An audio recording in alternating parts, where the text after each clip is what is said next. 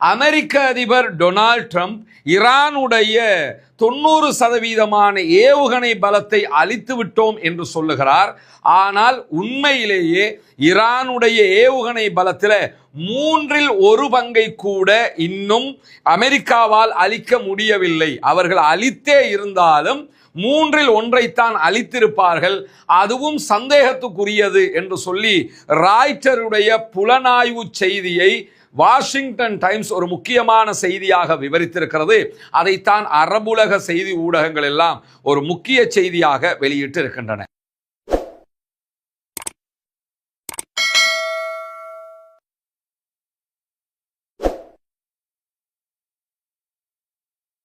அன்பிற்கினிய சகோதர சகோதரிகளை, நம் அனைவர் மீதும் ஏக இறைவனுடைய அமைதியும் கருணையும் உண்டாகட்டுமாக என்கிற உயரிய பிரார்த்தனைகளோடு, நமக்கெல்லாம் தெரியும் ஈரானுக்கும் அமெரிக்க இஸ்ரேலுக்கும் இடையிலான ஒரு பாரிய யுத்தம் தற்போது நடைபெற்று வருகிறது. இந்த யுத்தத்தில் 3வது நாளில் இருந்தே நாங்கள் ஜெயிச்சிட்டோம்னு சொல்லி அமெரிக்க அதிபர் டொனால்ட் ட்ரம்ப் சொல்லிக்கொண்டே இருக்கிறாரு. ஆனால் சொல்றாரே தவிர ஜெயிச்சதை உலகத்தில் யாருமே கண்ணால் பார்க்க முடியலை. காரணம் என்னன்னு கேட்டால், அவர் வெற்றியை தனக்குரியதாக ஆக்கி கொள்வதற்கு பல தடவைகள் நாங்கள் ஜெயிச்சிட்டோம்ன்றதை சொன்னாலும் ஈரானுடைய தாக்குதல் வியூகமும் தாக்குதலுடைய அளவும் குறையாமல் கூடிக்கொண்டே இருப்பதை உலகமே பார்த்து கொண்டிருக்கிறது. 3வது நாளில் நாங்கள் ஜெயிச்சிட்டோம்னு சொன்னார். 7வது 8வது நாள் தாண்டும் போது ஹொர்முஸை மூடுறதாக ஈரான் திட்டங்களை வகுத்தது. 13வது நாளில் ஹொர்முஸ் நீர்நிலை மூடப்பட்டது. இன்று வரைக்கும் எந்த நாடுகளுக்கும் பெட்ரோலிய பொருட்களை ஏற்றுமதி செய்ய முடியாத ஒரு பாரிய இழப்பை உண்டாக்கும் விதமாக ஹொர்முஸ் நீர்நிலை மூடப்பட்டிருக்கிறது. உலகத்தின் 1/3 பெட்ரோலியம் விநியோகிக்கப்படக்கூடிய ஒரு பகுதி. ஒரு நாளைக்கு 20 மில்லியன் பேரல்களில் பெட்ரோலிய பொருட்கள் இந்த பகுதிகளால் விநியோகிக்கப்பட்டு கொண்டிருக்கிறது. 3000க்கும் மேற்பட்ட கப்பல்கள் இந்த பகுதிகளை பயன்பாட்டில் வைத்துக் கொண்டிருக்கிறது. இவ்வளவு பலமிக்க ஒரு பகுதியை ஈரான்கிற ஒரு நாடு கட்டுப்படுத்தி வைத்துக் கொண்டிருக்கிறது.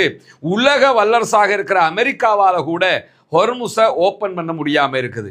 ஆனால் அமெரிக்க அதிபர் டொனால்ட் ட்ரம்ப் நான் ஜெயிச்சிட்டேன்னு சொல்கிறதோட சேர்த்து என்ன சொன்னார்னா, நாங்கள் 80% ஈரானுடைய ஏவுகணை கேப்பபிலிட்டியை இல்லாமலாக்கிட்டோம். அதே மாதிரி அவர்களுடைய 36க்கும் மேற்பட்ட கடற்படை கப்பல்களை அழிச்சிட்டோம்னாரு. பிற்பட்ட நாட்கள் அது 30 கப்பல் என்று சொன்னார். உலகத்துக்கு தெரிஞ்சு 2 கப்பல்கள் அழிக்கப்பட்டிருக்குது. இலங்கையினுடைய கடல் எல்லையில் அழிக்கப்பட்ட ஒன்று, அடுத்ததாக ஈரானுடைய மெடிக்கல் கப்பல் ஒன்று அழிக்கப்பட்டது. இதை தாண்டி ஈரானுடைய இராணுவ கப்பல்கள் என்று எதையும் அவர்கள் அழித்ததாக ஆதாரத்தோடு காட்டியதாக நீங்க பார்க்க முடியாது. இப்படியான சூழல்ல அமெரிக்க அதிபர் டொனால்ட் ட்ரம்ப் கடந்த வியாழக்கிழமை பேசுகிற நேரத்தில் என்ன சொன்னாருன்னா, ஈரானுடைய 90% ஏவுகணை பலத்தை நாங்கள் அழிச்சிட்டோம். இனி ஈரான் ஒன்றுமே கிடையாது. ஈரானுடைய கடற்படை கிடையாது, ஈரானுடைய தரப்படை கிடையாது, ஈரானுக்கு எதுவுமே கிடையாது, இப்போ எங்கள்கிட்ட கெஞ்சிக்கிட்டு இருக்கிறாங்க என்றெல்லாம் சொல்லி இருந்தார். ஆனால் வாஷிங்டன் டைம்ஸ் வெளியிட்டிருக்கக்கூடிய ஒரு முக்கியமான செய்தி இன்றைக்கு அரபு நாடுகளுடைய, குறிப்பாக சவுதி அரேபியாவினுடைய முக்கியமான பத்திரிகைகளில் தலைப்புச் செய்தியாக மாறியிருக்கிறது. ராய்ட்டர் தான் இந்த செய்தியினுடைய மூலமாகவும் இருப்பதாக செய்தி சொல்லுகிறது. அது என்ன செய்தி என்று சொன்னால், அமெரிக்க அதிபர் டொனால்ட் ட்ரம்ப் ஈரானுடைய 90% ஏவுகணை பலத்தை அழித்து விட்டோம் என்று சொல்லுகிறார். ஆனால் உண்மையிலேயே ஈரானுடைய ஏவுகணை பலத்தில் 1/3 கூட இன்னும் அமெரிக்காவால் அழிக்க முடியவில்லை. அவர்கள் அழித்தே இருந்தாலும் 1/3 அழித்திருப்பார்கள். அதுவும் சந்தேகத்துக்குரியது என்று சொல்லி ராய்ட்டருடைய புலனாய்வு செய்தியை வாஷிங்டன் டைம்ஸ் ஒரு முக்கியமான செய்தியாக விவரித்திருக்கிறது. அதைத்தான் அரபுலக செய்தி ஊடகங்கள் எல்லாம் ஒரு முக்கிய செய்தியாக வெளியிட்டு இருக்கின்றன. எனவே இந்த செய்தி என்பது நேரடியாக அமெரிக்க அதிபர் டொனால்ட் ட்ரம்ப் சொல்லி இருக்கக்கூடிய, அவர் தனக்கு தானே வெற்றியை எடுத்துக்கொள்வதற்காக சொல்லக்கூடிய வாதங்களுக்கு நேர் முரணாக இருக்கிறது. அது மட்டுமல்லாமல் ராய்ட்டர் இந்த செய்திகளை சும்மா சொல்லலை, எடுத்தாம்போக்கில் சொல்லலை. பென்டகனுடைய, அமெரிக்காவினுடைய உளவுத்துறை உளவுத்துறையைச் சேர்ந்த மிக முக்கியமான 5 அதிகாரிகளை மேற்கோள் காட்டித்தான் சொல்லி இருக்கிறது. அது மட்டுமல்லாமல் அந்த 5 அதிகாரிகளுடைய அடையாளங்களை வெளிப்படுத்த முடியாது பாதுகாப்பு காரணங்களுக்காக என்கிற செய்திகளையும் சொல்லியிருக்கிறார்கள். பொதுவாகவே இந்த இன்வெஸ்டிகேஷன் ஜேர்னலிசத்தை நீங்க எடுத்துக்கிட்டீங்கன்னா அதுல இந்த அடையாளங்களை வெளிப்படுத்த மாட்டாங்க, ஆனா நுணுக்கமான செய்திகளை கொண்டு வந்து தருவார்கள். அந்த அடிப்படையில் அமெரிக்க அதிபர் டொனால்ட் ட்ரம்ப் ஈரானுடைய ஏவுகணை பலத்தில் 90% காலி பண்ணிட்டேன் அப்படிங்கிறாரு. ஆனா அமெரிக்காவினுடைய உளவு பிரிவு என்ன சொல்லுதுன்னு கேட்டா, இல்ல 30% கூட நாங்க இன்னும் காலி பண்ணல, அதுவே எங்களுக்கு டவுட்டா இருக்குது அப்படிங்கிறாங்க. எனவே இந்த யுத்தத்தில் அமெரிக்க அதிபர் டொனால்ட் ட்ரம்ப் சொல்ற மாதிரி நான் ஜெயிச்சிட்டேன்னு சொல்லி அவரு நொபேல் பரிசை எனக்கு தாங்கன்னு கேட்ட மாதிரி சொல்றாரே தவிர உண்மையில் அவர் ஜெயிக்கவில்லை என்பதை நாம் இந்த இடத்திலே புரிந்து கொள்ள வேண்டும். அதிலையும் இன்னும் சில செய்திகள் என்ன சொல்லப்படுதுன்னு கேட்டா, ஈரானுடைய இந்த ஏவுகணை திறனை அழிப்பதற்காக அமெரிக்காவால் நடத்தப்பட்ட தாக்குதல்களில் ஈரானுடைய சில இராணுவ மையங்கள் மேல நடத்தப்பட்டிருக்கக்கூடிய தாக்குதல்களில் ஏவுகணைகளுடைய பல ஏவுகணைகள் மண்ணில் புதைந்திருக்கலாம். அது புதஞ்சிருக்குதே தவிர அது அந்த இடத்துல வெடித்து செதறல என்கிறத புரிஞ்சுக்கிறங்க. எனவே அந்த ஏவுகணைகளை ஈரான் மீண்டும் எடுத்து மீண்டும் பயன்படுத்த முடியும். அந்த வகையில பார்த்தாலும் 30% அழிச்சிட்டோம் என்கிற இடத்துக்கு நம்ம போக முடியாது என்பதுதான் இந்த 5 பேருடைய கருத்துக்களாக இருக்கிறது என்பதை ராய்ட்டர் தெளிவுபடுத்துவது மட்டுமல்லாமல் ஈரானிடத்தில் மிக குறைவான ஏவுகணைகள் தான் இனி இருக்கும் என்று பேசிய அமெரிக்க அதிபர் டொனால்ட் ட்ரம்ப் கூட என்ன சொன்னாருன்னா, இடையில அந்த ஹொர்முஸ் எல்லாம் சரியாயிடுச்சு, இப்ப எல்லாம் போயிட்டு வரலாம் சொன்னாரு. அதையெல்லாம் நம்ம தகவலை சொல்லி இருக்கிறோம். அதே மாதிரி சென்டகாம் அமெரிக்காவுடைய ராணுவ பிரிவும் என்ன சொல்லிச்சுன்னு கேட்டா, ஹொர்முஸை சேஃப்டி பண்ணிட்டு நீ யாரும் போகலாம் வரலாம் சொன்னாங்க. ஆனா ஒரு கப்பல் கூட நகர முடியாம இருக்குங்கிறதெல்லாம் நமக்கு தெரியும்.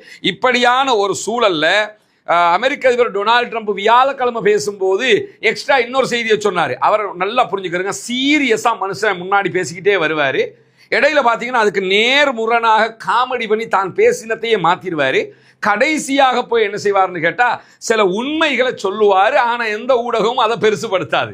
என்ன அந்த சீரியஸா எதை சொன்னாரோ அது பொய்யா இருக்கும். இடையில அந்த பொய்க்கு மாற்றமாக இன்னொரு பொய்யை சொல்லிடுவாரு. கடைசியில் என்ன பண்ணுவார்னா சில உண்மைகளை சொல்லுவாரு. அது பெரிதாக எந்த ஊடகத்திலையும் எடுபடாது. வியாழக்கிழமை பேசும்போது அவர் சொன்ன ஒரு செய்தி என்னன்னு கேட்டா, நாங்க 90% ஏவுகணை பலத்தை அழிச்சிட்டோம், ஈரான்ல 99 அழிச்சிட்டோம்னு வச்சுக்கிட்டா கூட ஹொர்முஸ்ல இருந்து நம்ம நகர இல்லாம போயிரும். ஏன்னா 1% ஏவுகணை பலம் அவங்ககிட்ட இருந்தா கூட 1 பில்லியன் பெறுமதியான ஒரு கப்பலுக்கு அவங்க அடிச்சாங்கன்னா அந்த கப்பல் அழிஞ்சு போயிரும். அப்போ ஒரே ஒரு ஏவுகணை வெறுமனே ஒரு $10-15,000 அவங்க பண்ணி முடிச்சிருவாங்க.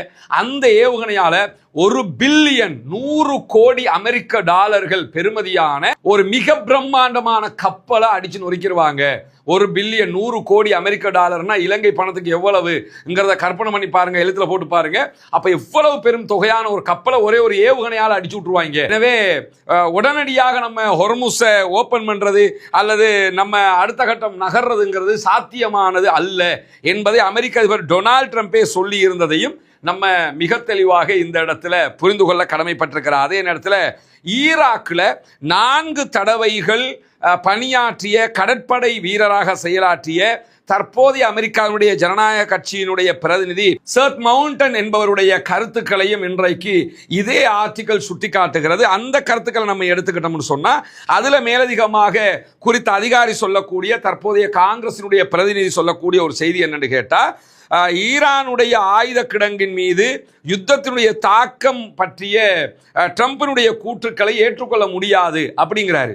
ட்ரம்ப் 90% அழிச்சிட்டோம் 80% அழிச்சிட்டோம்ங்கிறதையெல்லாம் நம்ம ஏற்றுக்கிற முடியாது, அந்த அளவுக்கு அமெரிக்கா அழிக்கலை என்று சொல்லக்கூடியவர் ஈரான் புத்திசாலித்தனமாக தங்களுடைய ஏவுகணை திறன்களை தக்க வைத்துக் கொண்டிருக்கிறது என்பதை நாம் புரிந்து கொள்ள முடியும்.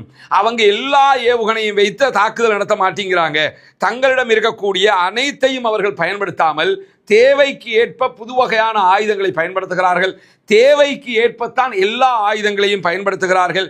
எனவே அவங்க பதுங்கி இருந்து காத்து கொண்டிருக்கிறார்கள் என்பதை மட்டும் புரிந்து கொள்ளுங்கள். நீங்க எல்லாத்தையும் முடிச்சுட்டாங்க, ஈரானுடைய சிஜில் தான் இருக்குது அல்லது ஈரானுடைய கொரம் ஷாகர் தான் இருக்குது, இந்த மாதிரி ஏவுகணைகள் தான் இருக்குது மட்டும் புரிஞ்சுக்கிறாதீங்க.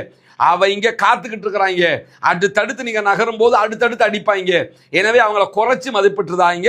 புத்திசாலித்தனமாக அவர்கள் நகர்ந்து கொண்டிருக்கிறார்கள் என்று மிக புத்திசாலித்தனமாக இந்த ஆளு ஈரானை பற்றி புரிந்து கொண்டு பேசியிருக்கிறதையும் அதே ஆர்டிகல் சுட்டிக்காட்டியிருப்பது மட்டுமல்லாமல் அமெரிக்காவுடைய பிரதான இலக்கு ஈரானுடைய இந்த ஏவுகணை திறன்கள் தான் என்பதை நம்ம புரிஞ்சுக்கிறோம். குறிப்பாக இதுவரைக்கும் அமெரிக்கா வெளியிட்டிருக்கக்கூடிய தகவல்கள்ல 10,000க்கு மேற்பட்ட ஈரானுடைய ராணுவ இலக்குகளை தாக்கி இருப்பதாக சொல்கிறார்கள். ஈரான் மேல 10,000க்கு மேற்பட்ட ராணுவ இலக்குகள் 10,000 அடிச்சிருந்தா இப்ப ஈரானே காலியாக இருக்கனே. ஆனா அவங்க சொல்றாங்க, அதையும் நம்ம சொல்லி ஆகணும். ஆனா நான் நம்பி சொல்லல, நீங்க நம்புறது நம்பாதது உங்களை பொறுத்தது. இதெல்லாம் நம்புற மாதிரி அங்க இருக்குதுன்னு சொல்லி கேட்டீங்கன்னா அதனாலதான் நான் நம்பல, அவ்வளவுதான். ஆனா 10,000 ராணுவ இலக்குகளை தாக்கி இருக்கிறாங்களாம். ஈரானுடைய கடற்படையில பெரிய கப்பல்கள்ல 92% கப்பல்களை மூழ்கடிச்சிட்டாங்க. அப்ப வெறுமனே 2% கப்பல் தான் அங்க இருக்குதுன்னு அர்த்தம். அப்ப ஈரான் காலியா இருக்கணும்லடா. இப்ப எல்லாமே முடிஞ்சிருக்கணுமே, ஆனா முடிகிற மாதிரி தெரியலையே.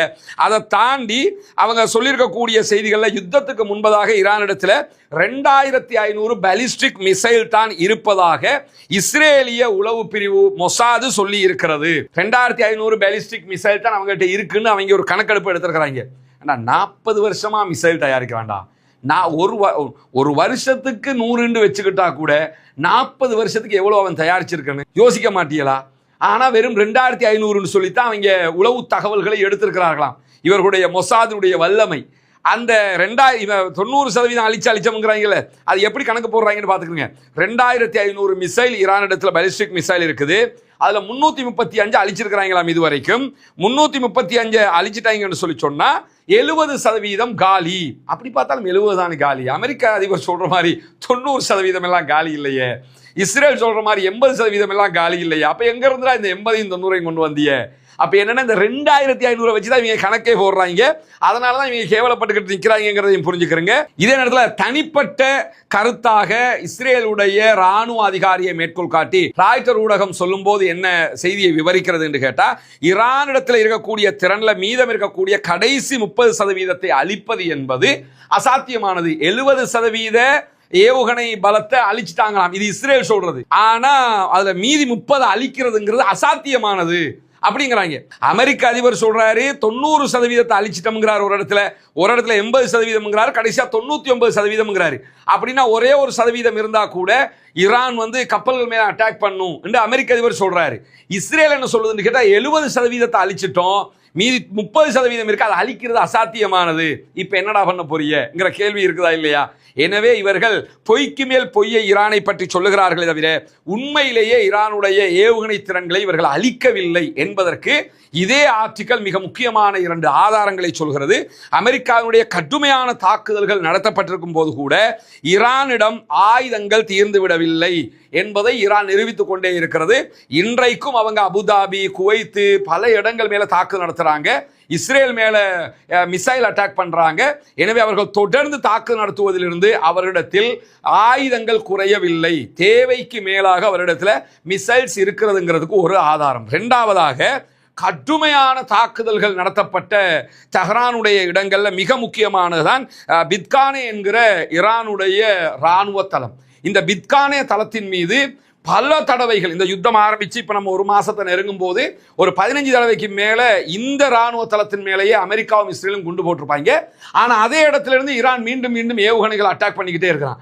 அது எப்படி அழிக்கப்பட்ட இடத்துல 15 தடவைக்கு மேல அழிச்சிருக்கிறீங்க, அதே இடத்துல இருந்து ஏவுகணையை ஏவுறான்னு சொன்னா நீங்க அழிச்சதாக சொல்றது எல்லாமே தவறான இடங்கள். அவங்க பூமிக்கடியில மிக பெரும் பங்கர்கள்ல இந்த ஏவுகணைகளை சேமித்து வைத்திருக்கிறார்கள் என்பதுதான் இந்த ஆர்டிகளுடைய சாராம்சமான செய்தியாக இருக்கிறது. எனவே இந்த நிலை வரைக்கும் ஈரானுடைய கை ஓங்கி இருக்கிறது, ஈரான் ஜெயித்துக் கொண்டிருக்கிறது, ஈரான் தான் முன்னணியில் இருக்கிறது, ஈரான் தான் வெற்றி பெற்றுக் கொண்டிருக்கிறது.